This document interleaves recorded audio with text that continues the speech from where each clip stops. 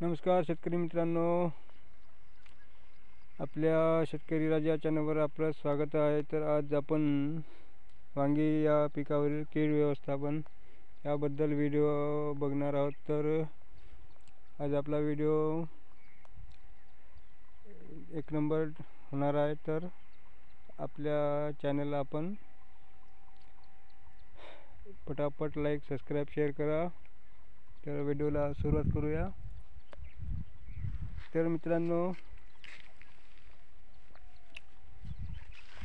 हा आपला नवीन वांग्याचा प्लॉट आहे, अजून तोडणीला यायचा आहे। आत्ता आपले असे वांगे धरलेले आहे आपल्या वांग्याच्या प्लॉटला। तर मित्रांनो,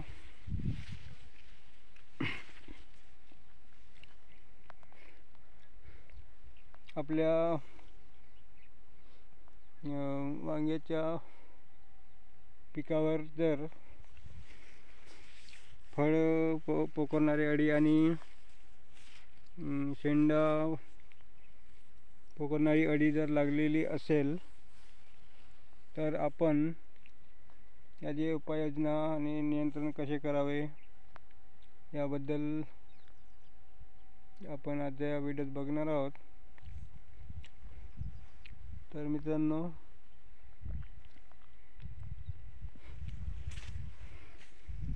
आपल्याला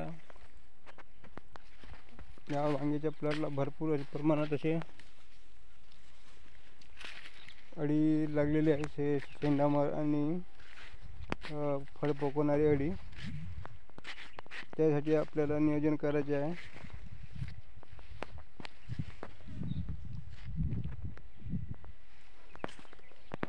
तर त्याचे आपण नियोजन कसे करावे आणि कोणती फवारणी घ्यावी यामुळे आपल्याला 100% असा रिझल्ट मिळू शकेल, तेच आपण या व्हिडिओमध्ये आज बघणार आहोत। तर मित्रांनो, आपल्याकडं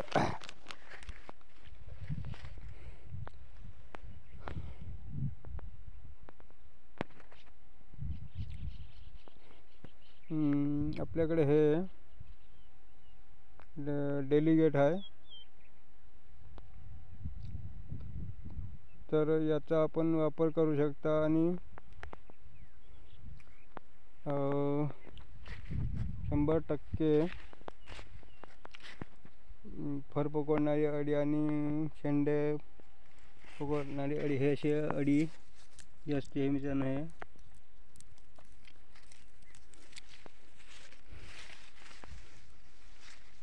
याचे आपण नियोजन या डेलिगेट तर याने करू शकता। तर याच्यामध्ये स्पेनिटोरम 11.60% SCW फार्ममध्ये हे आपलं डेलिगेट आपल्याला मिळतात,